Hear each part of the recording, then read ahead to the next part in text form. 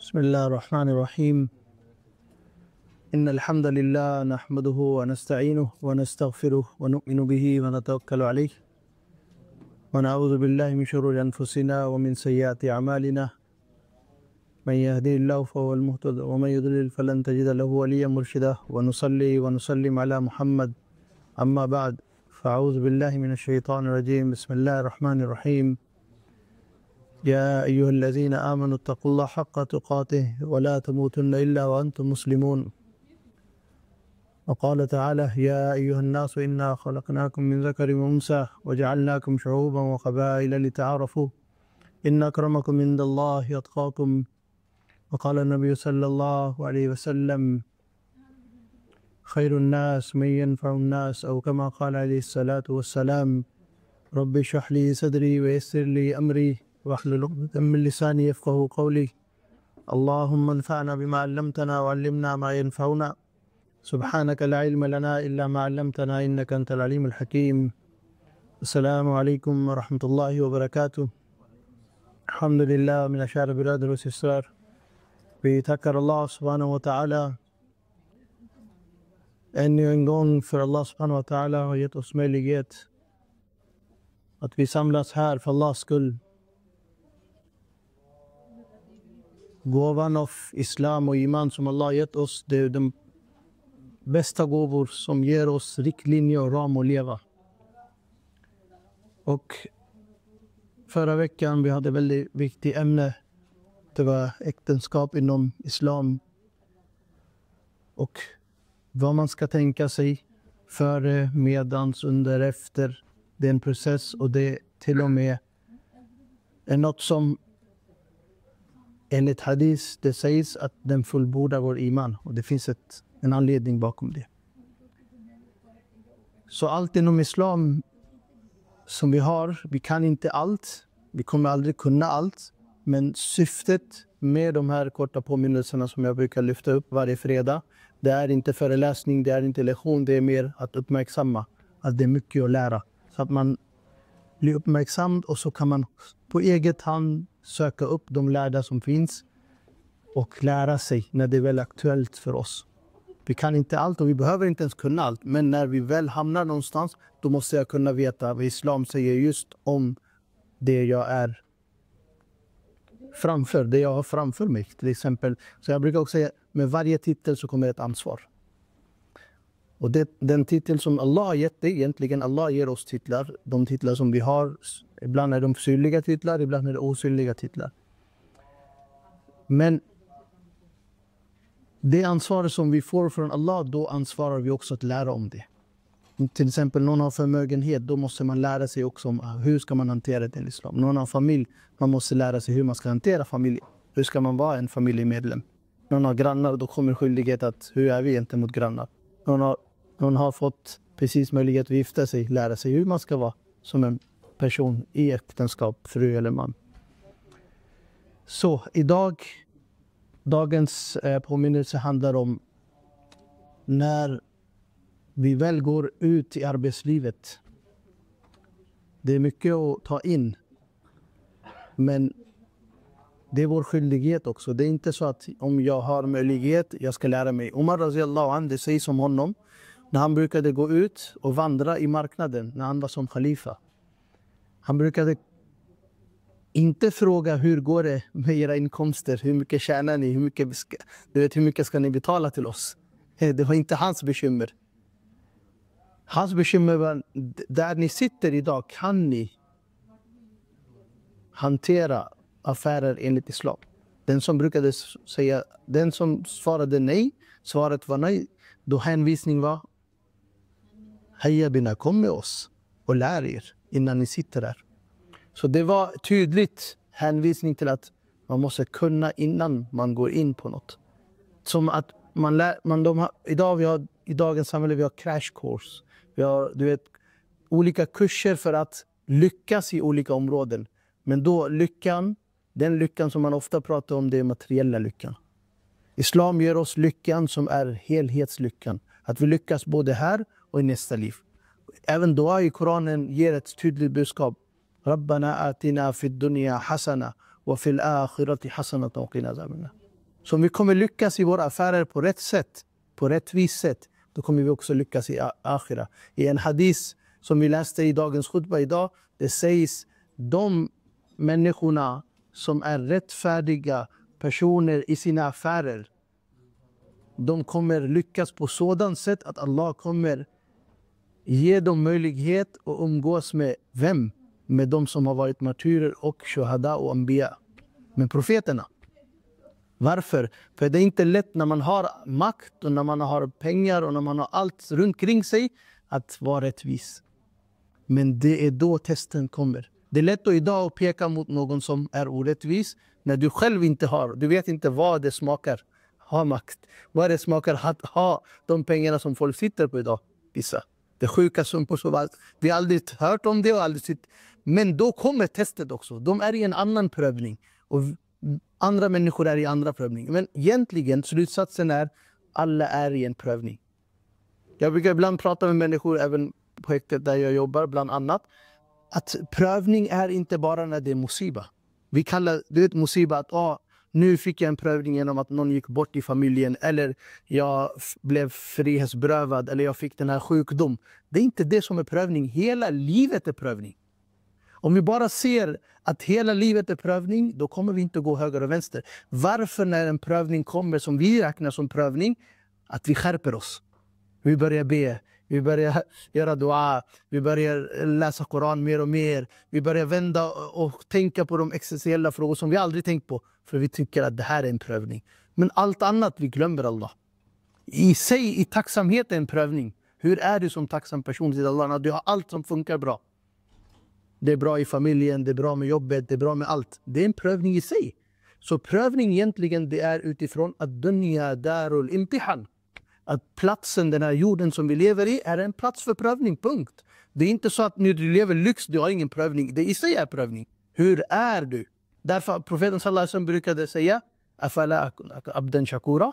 Ska jag inte vara tacksam tjänare till Allah när allt flyter på? Absolut ska jag vara det. Då brukade han stå i timmar i bön på kvällarna när folk sover. Och det är det som är qiyamul layl egentligen. Nu går jag liksom höger och vänster men försöker komma tillbaka till vad?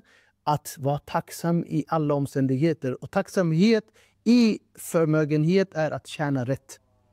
Och det är också inte bara en bonusgrej att jag kan tjäna rätt. Det är fariza. Dagens ämne att det är obligatoriskt att vi ska lära oss hur man tjänar rätt enligt islam. Det är obligatoriskt, det är fariza efter andra obligatoriska delarna inom islam. Till exempel salah. Salah är obligatoriskt, vi vet. Att fasta är obligatoriskt, zakat är obligatoriskt, hajj är obligatoriskt. Och sen finns det mycket annat som vi behöver och måste lära oss så fort vi hamnar där. Så fort du börjar tjäna också, när du kommer till arbetslivet, då måste du veta som arbetsgivare, som arbetstagare, ute i samhället, vad är dina skyldigheter som en muslim? Andra skyldigheter lär vi oss för vi är någonstans tvungna, vi vet. Om vi inte gör det, då blir vi återbetalningsskyldiga, då blir det här. Vi vet vad som kommer framför oss. Men vi glömmer att akhira finns också. Och där är viktigt att vi lär oss vad gäller det att vara rättvis. Och det är därför tydliga riktlinjer är vad? Al-halalu bayin wal-haramu bayin wa baynahuma mushtabih. Det är tydligt vad som är halal för oss. Och det är tydligt vad som är haram för oss. Och det som är mitt emellan, det är otydligt, osäker. Gå och fråga rätt personer. De med rätt kunskap. Gör inte vad du tycker och tänker. Det är okej. Vem har sagt det? Jag tycker det. Det är min magkänsla. Våga göra prova din magkänsla på vägen också. Sen säg när du blir stoppad på en kontroll. Det var min magkänsla. Prova det där. Idag vi använder våra magkänslor, olika åsikter och tolkningar och uppfattningar. Jag förstår så. Vem är du? Vem är jag? När profeten sallallahu alaihi wasallam, den mest kunniga personen bland människorna någonsin har sagt så, då är det så, punkt. Det är inte du som ska använda dina magkänslor och dina tolkningar. För Koran är tydligt för oss tills domedagen. Så det gäller att lära sig vad som är halal och vad som är haram. Och det som är mitt emellan är osäker vi om, då frågar vi fas'alu ahla zikrin kuntum la ta'lamun. Om du inte vet, då frågar du de som kan, de som vet. De som vet mer än dig, du vänder till dem. Så det är viktigt, den här balansgången, att tjäna halal, det är viktigt. Och samtidigt att tjäna också är viktigt. Att man kan inte bara sitta och rulla tummarna. Risk kommer från Allah. Absolut kommer den från Allah. Men Allah har sagt och gett oss tydliga riktlinjer. Vad är skillnad mellan tawakkul och tawakkul? Tawakkul är att vi gör vad vi kan. Det kända exempel brukar man höra om att knyta kamel. Och sen lita på Allah. Att du har gjort ditt. Och sen gör du vad? Att lita på Allah. Att det är Allah som fixar. Resultat ligger hos Allah. Men tawakkul är vad? Det är den här delen som jag brukar ibland säga. Det, att man är omogen inom islam. Att man säger allt ska hända själv. Men det krävs att du gör ditt och sen resultat ligger hos Allah. Det gäller i allt. Om du är sjuk, du söker du läkaren. Du söker vård. Sen vet du att vad? Allah kommer bota dig. Om du behöver tjäna pengar, du går och söker halal jobb. Det som är tillåtet inom islam. Du går och gör det. Men att risk kommer från Allah. Baraka kommer från Allah. Om du behöver gifta dig, du söker en person. Du sitter inte att det kommer landa uppifrån. Säg allt egentligen vad vi behöver göra. Vi behöver göra vårt, men resultat ligger hos Allah. Det är tawakkul. Tawakkul är vad? Att du bara på ett omogen sätt säger, jag behöver inte göra någonting, Allah fixar allt. Absolut fixar Allah allt. Det är aldrig du som fixar. Det är Allah som fixar. Men du behöver göra ditt. Det är därför Allah har gett dig en vilja. Änglarna har ingen vilja. De har bara en riktlinje och sen ska de göra en enkel riktad väg till sommardagen. So regarding different matters in Islam, we have to learn, we have to really understand our responsibility. And responsibility comes when the situation is in front of us. Then Allah will ask as well. Allah will not ask us about everything. We don't need to know everything. We cannot know everything. That's beyond our limitation.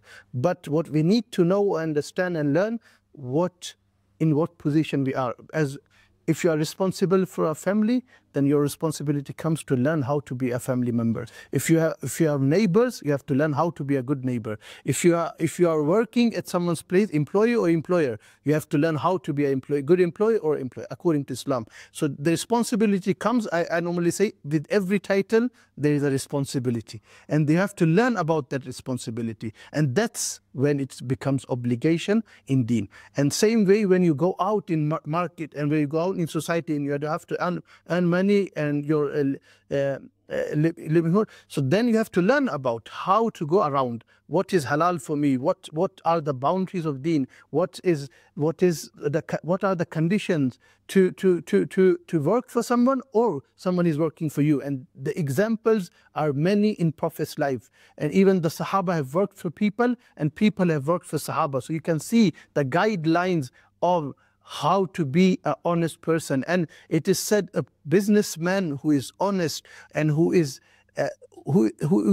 God-fearing person, he will be amongst shuhada, the ones who have become shaheed, and he will be amongst the anbiya in Day of Judgment. Because that's a big responsibility. If you sacrifice when you have something, that's something big. Today it's easy to say that person is not doing that, that person is not doing that. Once you get something, then the test starts.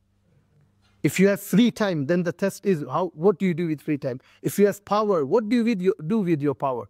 That's something we find in Yusuf alayhi salam's story as well. When he got the power, he said, La tasriba alikum liyum. I will not take revenge. He got the power, he said, La tasriba alikum liyum. Muhammad sallallahu alayhi wasallam, he went in Makkah and he said, Izhabu fantum uttulaqa. Today you are free to go. I will not ask you what you did before. So that's the test when you get something. Money, power, family, everything. Once we don't have, we ask Allah. Once we get, we forget everything. We forget that we got, and we forget the one who gave. We forget both, in both ways. Because, sometimes, it's like one example. Some people are asking for job. Once they get, now they are neglecting job. They are going late for job, and they are not taking care, and they are not really thankful to the person who gave them job, or Allah subhanahu wa ta'ala who made easy that they got the job. They are not really paying attention what they got. It's a gift people don't have. They are jobless. Or same way, some person is like looking for a partner, and once they got it, it's like they're not even giving time, they're not even spending what they should do by what Allah has given them, and then they say that we are thankful. You are not thankful. Once you get something, you have to learn how to be a good person in that relation, in that responsibility, and that's something also when it comes to earning halal.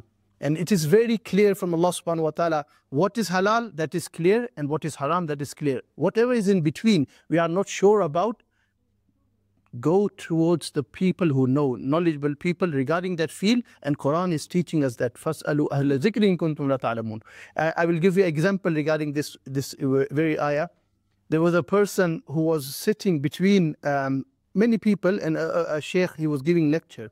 And when sheikh said, there is answer for everything in Quran. You find every answer in Quran.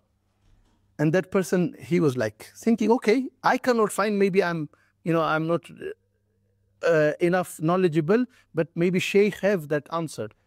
So after, he was kind. So after the lecture, he said to sheikh, you said every answer you will find in Quran. So I'm alone, I'm not married, I have to bake my own bread. Please find the recipe of bread in the Quran. And the sheikh was very wise, so he said, okay, I will. He took his hand and he took him to a person who makes bread. And he said, ask him. He said, Sheikh, I could have done this. I came to you because you said the answer is in Quran. Yes, I'm still saying answer is in Quran. What is the answer? فَاسْأَلُوا أَهْلَ ذِكْرٍ كُنْتُمْ لَا تَعْلَمُونَ. Ask those who knows if you don't know yourself. Quran is teaching you.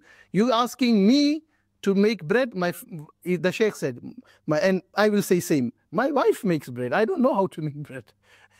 So the same answer goes to us as well. We doesn't have to know everything, but we need to know that where can we go when we need to know. And it's very important, because today what we are doing, what we don't know, we say, Allah Ghafurur Rahim, Allah will forgive us. And what happens? Then we are crossing the boundaries of Islam, and sometimes even we cross the boundaries of legal matters in the country we are living. And you trust me, I meet many people, when I go and meet many people, and most of the time why you end up there is because your own judgment regarding some matters it is allowed according to me. Who are you? When there is a law of the land, or there is Islam which is above everything for us as Muslims, then you need to learn about it. You cannot just say, I was not sure, I'm just testing. In Swedish we say magkänsla. I thought it will be like this. It doesn't work. And you have to know that it is your responsibility to learn regarding this matter. So when it comes to earning halal, it is important part in your life. And I remember a sheikh saying that very wise thing. He said, today if we buy something like a car, if you fill this car with wrong fuel, instead of diesel you fill with petrol, instead of petrol you fill, how many kilometers will you manage? Couple of kilometers before it will show the result. Today our body is the most valuable machine in the world. Is it not? We are putting everything in our body, and we are saying that we will manage to Jannah with this fuel, which is dangerous fuel we are putting in. Haram, halal, with whatever. We say, Bas Bismillah, and it's halal. That's the new fatwa of the new generation. Bismillah, and it is halal. Alhamdulillah, Bismillah, and it is halal. Then everything is halal. You take someone's rights and Bismillah, it is halal. A'udhu Billah is haram, you should say. That what are we saying about Islam? That there is no uniform Islam? Islam has like clear uniform of things, what is and what is not. Okay, so we have to learn about it, and do not be a person who just neglecting the commandments of Allah and the boundaries of Allah. Because Allah is warning in Quran, do not cross the boundaries of Allah. Tilka hududullah. It is a clear message. This is the boundary of Allah subhanahu wa ta'ala, which Prophet sallallahu alaihi wasallam have given us clearly. So do not neglect it. When you learn about everything, even a person wants a job of cleaning, which is not something less, it is a good. And you are earning, so as long as you are earning your money by yourself, that's halal, that's better than everything. Alhamdulillah. So I'm just saying, even if you need a job which is it's not simple, but it's simple, you have to learn for a couple of months. So about deen, what about deen? You have to learn as well. It's not about what you think, what I think, it's about learning. Inshallah, Allah give us understanding. آج کا جو ہمارا مضمون ہے حلال کمانے کے بارے میں، جس طرح ہر دین کا مضمون قیمتی ہے، اسی طرح حلال کمائی بھی بہت ضروری ہے. ہم بات کو سمجھیں کہ ایک ذمہ داری ہے. جب تک جو کما نہیں رہا اس پہ ذمہ داری نہیں ہے، لیکن جیسے ہی آپ اس معاشرے میں داخل ہوتے ہیں، جب آپ پہ ذمہ داری آتی ہے، آپ کو کمانا ضروری پڑتا ہے، تو آپ کو اس بارے میں سیکھنا بھی ضروری ہے. آپ یہ نہیں کہہ سکتے مجھے نہیں معلوم، لیکن جب آپ کمانے کی فیلڈ میں گھس گئے تو آپ کو پتہ بھی ہونا چاہیے کہ بھئی کیا حلال ہے، کیا حرام ہے، کہ زکوٰۃ کس طرح ادا کرنی ہے، مال کا حساب کس طرح کرنا ہے، کس طرح خرچ کرنا ہے، بچانا کس کو کہتے ہیں، کنجوسی کس کو کہتے ہیں، اسراف کس کو کہتے ہیں. یہ سب چیزیں کنیکٹڈ ہیں مال سے جب آپ کما رہے ہیں. اسی طرح آپ اگر کسی کے پاس کام کر رہے ہیں تو اس کام کرنے جس نے آپ کو کام پہ رکھا ہے اس کے کیا حقوق ہیں. اسی طرح آپ کے پاس کوئی کام کر رہا ہے اس کے کیا حقوق ہیں، آپ کی کیا ذمہ داری ہے. یہ سب چیزیں سیکھنے والی ہیں، اور اگر ہم نہیں سیکھیں گے تو اللہ کے یہاں ہم جواب دیں گے، کیونکہ آپ کے پاس ایک ذمہ داری آئی تھی اور آپ نے اس کو سیکھنا تھا. کیونکہ ہر کام کے ساتھ آپ کے پاس ایک ٹائٹل آیا تھا، بھئی یا تو آپ کام کرنے والے ہیں، آپ کام پہ رکھنے والے ہیں. اسی طرح آپ پڑوسی ہیں یا گھر کے ذمہ دار ہیں، تو جو ذمہ داری آپ پہ آئے گی اس کا سیکھنا بھی ضروری ہوگا. اور حدیث کے اندر کھلا اللہ کے نبی نے ہمیں سکھا دیا کہ حرام بھی کھلا واضح ہے کیا حرام ہے، اور حلال بھی کھلا واضح ہے. اس کے درمیان جو ہے وہ شبہ والی چیز ہے، یعنی وہ اس کے اندر جو ہے کوئی ایسی چیز ہو کہ بھئی ہم اس کے بارے میں ہماری تحقیق نہیں ہے، تو ہم یہ نہ کریں جس بارے میں ہماری تحقیق نہ ہو، کہ ہم کہیں کہ بھئی اللہ معاف کرنے والے ہیں، ہم کر بھی لیں تو کیا ہوگا، معاشرہ ہی ایسا بنا ہوا ہے. عام طور پہ لوگ اس طرح کہہ رہے ہوتے ہیں، بھئی کسی طرح بھی کمائے کیا مسئلہ ہے، معاشرہ ہی ایسا بنا ہوا ہے، سبھی کما رہے ہیں. سب کی بات نہیں، بات آپ کی ہے. آپ اپنی قبر میں جائیں گے، آپ کو اللہ کو خود جواب دینا ہے. اس لیے بات کو سیکھیں. جو بات میں آپ شور نہیں ہے، دنیاوی بات میں ہم سیکھتے ہیں جا کے، چاہے چھوٹے سے چھوٹا کام بڑے سے بڑا ہم سیکھ کے کرتے ہیں، کہیں غلطی نہ ہو جائے، کہ ہمیں اس کا جرمانہ نہ بھرنا پڑے، کیونکہ دنیاوی نقصان ہمارے سامنے ہوتا ہے، جرمانہ آ جائے گا، چاہے وہ کوئی بھی معاملہ ہو. اچھا ہے سیکھ کے کرنا چاہیے، لیکن دین کو اتنا ہلکا نہ لیں. دین کے معاملات میں سیکھیں، کیونکہ دین کا جو جرمانہ ہوگا وہ سب سے بڑا جرمانہ ہوگا. اور وہ کون ہوگا؟ جو آخرت کے اندر مفلس ہوگا، یعنی ایسا ہوگا جس کے پاس کچھ بھی نہیں ہوگا، کیونکہ اس نے اپنا خسارہ کر دیا ہوگا آخرت دنیا کے اندر. تو ایسا نہ کریں. دنیا کے معاملات کے اندر جب ہم پرواہ کر رہے ہیں تو آخرت کے معاملات میں پرواہ کریں. کمائیں ضرور. اور یہ قرآن کے اندر حکم ہے. قرآن میں کیا حکم ہے؟ کہ جب آپ فَإِذَا قُضِيَتِ الصَّلَاةُ فَانتَشِرُوا فِي الْأَرْضِ وَابْتَغُوا مِن فَضْلِ اللَّهِ وَاذْكُرُوا اللَّهَ كَثِيرًا لَعَلَّكُمْ تُفْلِحُونَ. یہ جمعے کے ساتھ جو آیت ہے، جمعے کی نماز کے اندر ہم پڑھتے بھی ہیں کہ جب آپ جمعے کی آواز کی اذان ہو، جمعے کا جو آپ اذان کا جواب دیں، جو نماز پڑھیں، اور جب نماز فارغ ہو جائیں تو اللہ کی زمین میں پھیل جائیں اور اللہ کا فضل تلاش کریں. اس سے کیا مراد ہے؟ مفسرین فرماتے ہیں یعنی رزق تلاش کریں. تو رزق تلاش کرنے کا تو اللہ خود حکم دے رہے ہیں، لیکن وہ اس کاسٹ کے اوپر نہ ہو کہ ہماری نمازیں بھی جاری ہوں، ہم حرام کام بھی کر رہے ہو، اور جس طرح بھی کمائی آ رہی ہو بس ہم مطمئن ہیں کہ بھئی کما رہے ہیں، پروفٹ میں جا رہے ہیں. یہ نہیں کہ آخرت کو نقصان ہو رہا ہو. اگر آخرت کا نقصان ہے تو وہ پروفٹ کا کوئی فائدہ نہیں ہے. تو یہ بات کام کو سیکھ کے سیکھیں. So the last but not least, I have to mention about the verse of Quran which I mentioned earlier as well. Allah is mentioning clearly in the Quran that once you pray, especially regarding the Jummah prayer, that you spread yourself on the earth of Allah subhanahu wa ta'ala, and what you do, you seek the fazl of Allah subhanahu wa ta'ala, the blessing of Allah subhanahu wa ta'ala. And what is that? That is rizq of Allah subhanahu wa ta'ala, which Allah has given us through different means. So we have to do that, but not the cost of that we miss other obligations. We shouldn't miss salah because of our job. We shouldn't miss our other duties because of our job. So we have other responsibilities. That is also very important. The level of job should be that I am doing the other responsibilities as well. So I get benefit of the earnings in the sense of that I get peace from around the society, but also peace in akhirah. That if I'm earning profits, but I'm losing in akhirah, that is no profit. So we should earn profit in the sense that, okay, I should earn my akhirah as well. I shouldn't compromise my deen because of my earning. So that is also, but you have to go and earn. That's also an order of Allah subhanahu wa ta'ala. So the balance in deen is very important.